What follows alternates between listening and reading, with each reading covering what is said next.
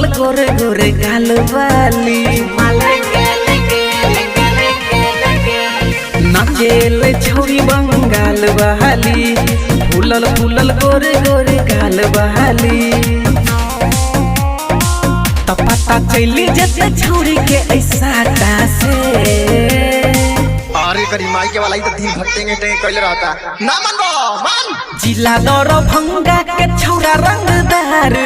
कहे छे छौरी चुम्मा लेंगे लेंगे लेंगे लेंगे लेंगे जिला मधुबनी के छौरा रंगदार कहे छे छौरी चुम्मा लेंगे लेंगे लेंगे लेंगे लेंगे चुम्मा लेंगे लेंगे लेंगे लेंगे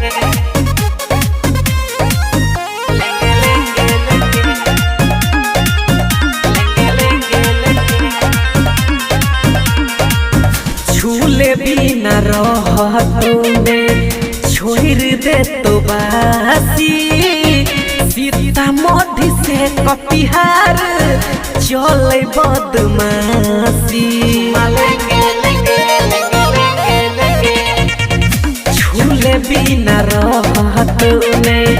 छोड़ दे तो बासी सीतामढ़ी से कटिहार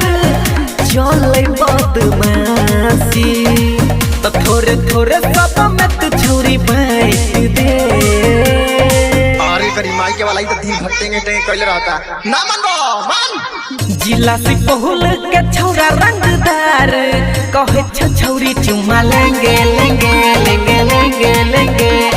जिला सहरसा के छौरा रंगदार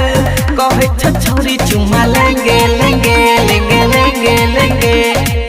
चुम्मा लेंगे लेंगे लेंगे लेंगे लेंगे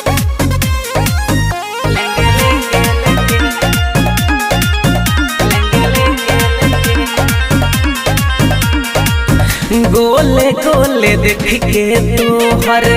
कटीली कमरिया सटेज पर छौरा बांध के पगरिया गोले गोले देख के तोहर कटीली कमरिया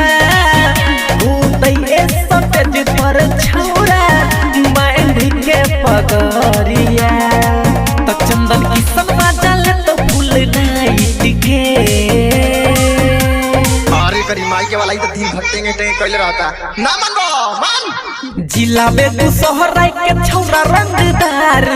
कहे छे छौरी चुम्मा लेंगे लेंगे चुम्मा लेंगे लेंगे